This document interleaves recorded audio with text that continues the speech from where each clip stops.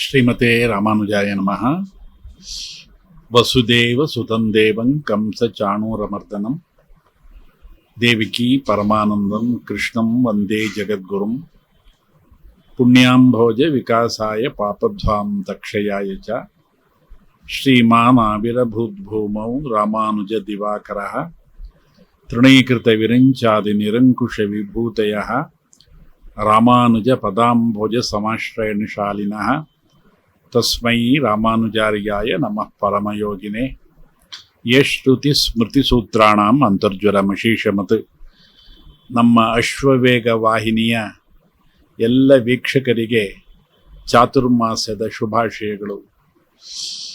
ಎಲ್ಲರಿಗೂ ಒಳ್ಳೆಯ ಆರೋಗ್ಯ, ನೆಮ್ಮದಿ, ಸಂತೋಷ ಸಿಕ್ಕಲಿ ಅಂತ ನಾವು ಕೃಷ್ಣನಲ್ಲಿ ಅನನ್ಯವಾಗಿ ಪ್ರಾರ್ಥನೆ ಮಾಡ್ತೇವೆ. ಈ ಚಾತುರ್ಮಾಸ್ಯ ವ್ರತ ಯತಿಗಳಿಗೆ, ಸನ್ಯಾಸಿಗಳಿಗೆ ವಿಶೇಷವಾದಂತಹ ಪರ್ವಕಾಲ. ಇದು ಕೇವಲ ಸನ್ಯಾಸಿಗಳಿಗೆ ಮಾತ್ರ ಅಲ್ಲ, ಗೃಹಸ್ಥರಿಗೂ ಸಹ ಈ ಚಾತುರ್ಮಾಸ ವ್ರತ ವಿಶೇಷವಾದಂತಹದ್ದು.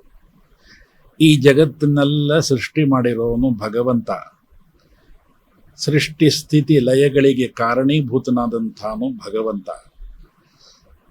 ನಮ್ಮನ್ನೆಲ್ಲ ಸೃಷ್ಟಿ ಮಾಡಿರೋದು ಆ ಶ್ರೀಮನ್ನಾರಾಯಣ. ಅವನು ಸೃಷ್ಟಿ ಮಾಡಿ ಸುಮ್ಮನೆ ಕೂತ್ಕೊಳ್ಳೋದಿಲ್ಲ. ನಮ್ಮೆಲ್ಲರಿಗೂ ಏನೋ ಒಂದು ಒಳ್ಳೆಯ ಚಿಂತನೆಯನ್ನು ಕೊಡ್ತಾನೆ, ಒಳ್ಳೆಯ ಮಾರ್ಗದಲ್ಲಿ ಕರ್ಕೊಂಡು ಹೋಗೋದಕ್ಕೆ ಪ್ರಯತ್ನ ಮಾಡ್ತಾನೆ. ಈ ಮನುಷ್ಯ ಜನ್ಮ ಇದೆಯಲ್ಲ, ಬಹಳ ವಿಶೇಷವಾದಂತಹದ್ದು, ದುರ್ಲಭವಾದಂತಹದ್ದು. ಮತ್ತೆ ಇದು ಸಿಕ್ಕತ್ತೆ ಅಂತ ಹೇಳೋಕ್ಕಾಗೋದಿಲ್ಲ. ಅಂತಹ ಒಂದು ಮನುಷ್ಯ ಜನ್ಮದಲ್ಲಿ ಭಗವಂತ ಪ್ರತಿ ಕ್ಷಣನೂ ನಮ್ಮನ್ನೆಲ್ಲ ಕೈ ಹಿಡಿದು ನಡೆಸ್ಕೊಂಡು ಹೋಗ್ತಾ ಇರ್ತಾನೆ. ನಮ್ಮೆಲ್ಲರ ಭಾಗ್ಯ ವಿಶೇಷ ಸ್ವಾಮಿ ರಾಮಾನುಜರ ದಿವ್ಯವಾದಂತಹ ಅನುಗ್ರಹ ಕಟಾಕ್ಷ ನಮಗೆ ಸಿಕ್ಕಿದೆ. ಅವರು ಭಗವಂತನನ್ನು ನೇರವಾಗಿ ದರ್ಶನ ಮಾಡಿದಂಥ ಯತಿಶ್ರೇಷ್ಠರು. ಅವರು ಈ ಮನುಕುಲವನ್ನೆಲ್ಲ ಉದ್ಧಾರ ಆಗಬೇಕು ಅಂತ ಅಪೇಕ್ಷೆ ಪಟ್ಟಂತಹ ಸಂತ ಶ್ರೇಷ್ಠರು.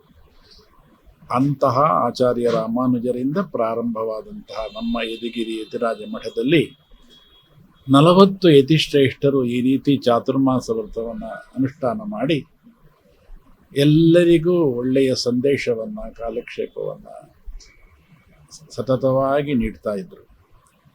ಭಗವಂತ ಆಷಾಢ ಶುದ್ಧ ಏಕಾದಶಿಯಿಂದ ಕಾರ್ತಿಕ ಶುದ್ಧ ದ್ವಾದಶಿಯವರೆಗೆ ಯೋಗ ನಿದ್ರೆಯಲ್ಲಿರ್ತಾನೆ. ಈ ಜಗತ್ತಿನ ಎಲ್ಲ ಆಗು ಹೋಗುಗಳನ್ನೆಲ್ಲ ಭಗವಂತ ನೋಡ್ತಾ, ಕ್ಷಣ ಕ್ಷಣವೂ ನೋಡ್ತಾ ಇರ್ತಾನೆ. ನಮ್ಮನ್ನೆಲ್ಲ ಈಗ ನೋಡ್ತಾ ಇರ್ತಾನೆ. ಯಾಕೆಂದರೆ ಭಗವದ್ ರಾಮಾನುಜರು ಒಳ್ಳೆಯ ಸುಂದರವಾದಂತಹ ಸಿದ್ಧಾಂತವನ್ನು ಮಾಡಿದ್ದಾರೆ. ಪ್ರತಿಯೊಬ್ಬರ ಹೃದಯ ಕಮಲಯದಲ್ಲಿ ಭಗವಂತ ಇದ್ದಾನೆ. ಎಲ್ಲರಲ್ಲೂ ಅಣುರೇಣು ತೃಣ ಕಾಷ್ಟಗಳಲ್ಲೆಲ್ಲ ಭಗವಂತ ಇದ್ದಾನೆ. ಇದು ರಾಮಾನುಜರ ಕಲ್ಪನೆ ಆಗಿತ್ತು.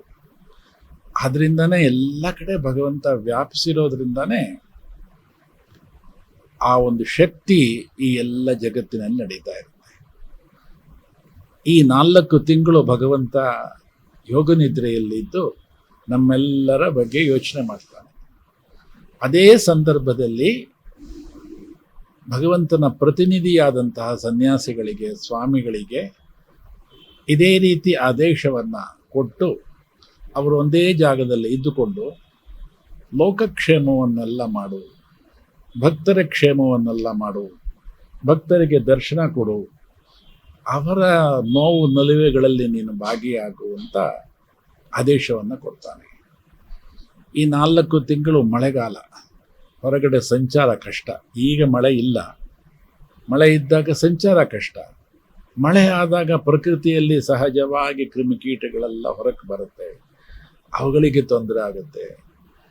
ಇದನ್ನೆಲ್ಲ ಯೋಚನೆ ಮಾಡಿ ಭಗವಂತ ಸನ್ಯಾಸಿಗಳಿಗೆ ನಿನ್ನೆಯಿಂದ ಪ್ರಾರಂಭವಾಗುವಂತಹ, ಪೌರ್ಣಿಮೆಯಿಂದ ಪ್ರಾರಂಭವಾಗಿರುವಂತಹ ಚಾತುರ್ಮಾಸ ಸಂಕಲ್ಪದಲ್ಲಿ ಎಲ್ಲ ಜಗತ್ತಿಗೆ ಒಳಿತಾಗಲಿ, ಎಲ್ಲರಿಗೂ ಒಳಿತಾಗಲಿ.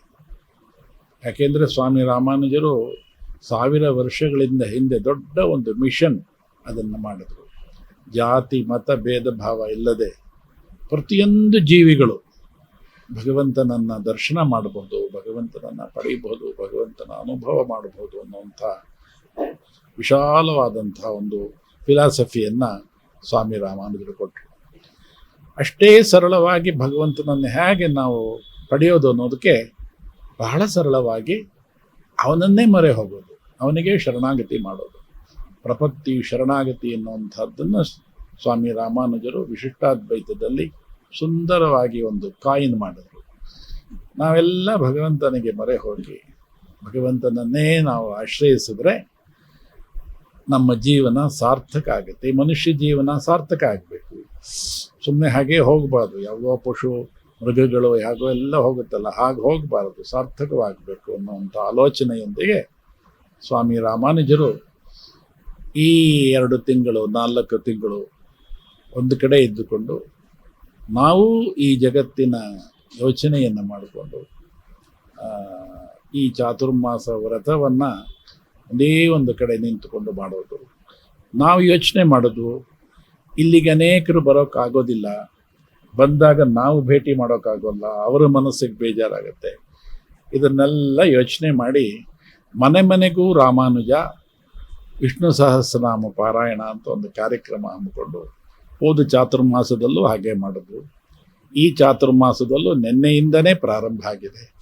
ನಮ್ಮ ಭಕ್ತರ ಶಿಷ್ಯರ ಮನೆಗೆ ನಾವೇ ಹೋಗಿ ಅಲ್ಲಿ ವಿಷ್ಣು ಸಹಸ್ರನಾಮ ಪಾರಾಯಣ ಮಾಡಿ ಒಂದು ಸತ್ಸಂಗವನ್ನು ಮಾಡಿ ಅವರೆಲ್ಲರಿಗೂ ಭಗವಂತನ ಅನುಗ್ರಹ, ಕೃಷ್ಣನ ಅನುಗ್ರಹ, ರಾಮಾನುಜರ ಅನುಗ್ರಹ ಆಗಲಿ ಅಂತ ಪ್ರಾರ್ಥನೆ ಮಾಡಿ ಈ 6 ತಿಂಗಳು ನಮ್ಮ ಶ್ರೀಮಠದಲ್ಲಿ ವಿವಿಧ ರೀತಿಯ ಕಾರ್ಯಕ್ರಮಗಳನ್ನು ಹಮ್ಮಿಕೊಟ್ಟಿದ್ದೀವಿ. ಸನ್ಯಾಸಿಯಾದವರಿಗೆ ರೆಸ್ಟ್ ಇಲ್ಲ, ರೆಸ್ಟ್ ತಗೊಳ್ಬಾರ್ದು. ಅನವರತ ಅವರು ಸಮಾಜದ ಬಗ್ಗೆ ಯೋಚನೆ ಮಾಡಬೇಕು, ಸಮಾಜದ ಬಂಧುಗಳ ಬಗ್ಗೆ ಯೋಚನೆ ಮಾಡಬೇಕು. ಅದಕ್ಕೋಸ್ಕರ ನಾವು ಇಲ್ಲಿ ಕಾಲಕ್ಷೇಪಗಳು, ಬೆಳಗ್ಗೆಯಿಂದಾನೇ ಕಾಲಕ್ಷೇಪಗಳು, ಪ್ರವಚನಗಳು, ಸಂಗೀತ, ನೃತ್ಯ, ಕಾವ್ಯವಾಚನ, ಹೀಗೆ ಅನೇಕ ಕಾರ್ಯಕ್ರಮಗಳನ್ನೆಲ್ಲ ಹಮ್ಮಿಕೊಂಡು ಪ್ರತಿನಿತ್ಯ ನಮ್ಮ ಶ್ರೀಮಠದಲ್ಲಿ ಹೊರಗಡೆ ಭಕ್ತರೆಲ್ಲರಿಗೆ ಪ್ರಸಾದವನ್ನು ಕೊಡ್ತಾ ಇದ್ದೀವಿ. ಇದನ್ನೇ ಹೀಗೆ ಮುಂದುವರಿಸಿಕೊಂಡು ಸ್ವಾಮಿ ರಾಮಾನುಜರ ಆದೇಶದಂತೆ, ಅವರ ಅಪೇಕ್ಷೆಯಂತೆ, ಅವರ ಅನುಗ್ರಹದಿಂದ ನಾವು ಎಲ್ಲ ಈ ಸೇವಾ ಪ್ರಕಲ್ಪಗಳನ್ನು ಮಾಡ್ತಾ ಇದ್ದೀವಿ.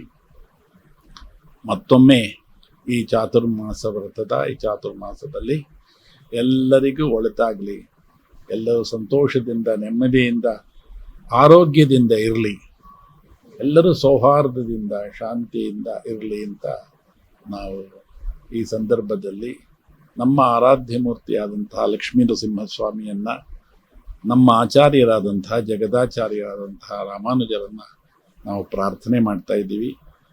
ಅಶ್ವವೇಗ ಯಶಸ್ವಿಯಾಗಿ ಮುನ್ನಡೀಲಿ. ಅಶ್ವವೇಗದ ಎಲ್ಲ ಕಾರ್ಯಕರ್ತರಿಗೆ ಭಗವಂತನ ಅನುಗ್ರಹ ಸದಾ ಇರಲಿ. ಇದನ್ನು ನಿರ್ವಾಹ ಮಾಡ್ತಾ ಇರುವಂಥ ನಮ್ಮ ಮಠದ ಶಿಷ್ಯರಾದಂತಹ, ನಮ್ಮ ಆತ್ಮೀಯರಾದಂತಹ ರಾಮಚಂದ್ರ ಆನವೇರಿಯವರ ಪ್ರಯತ್ನ ಸಫಲ ಆಗಲಿ. ಲೋಕ ಸಮಸ್ತ ಸುಖಿನೋ ಭವಂತು. ಶ್ರೀಮತೆ ರಾಮಾನುಜಾಯ ನಮಃ.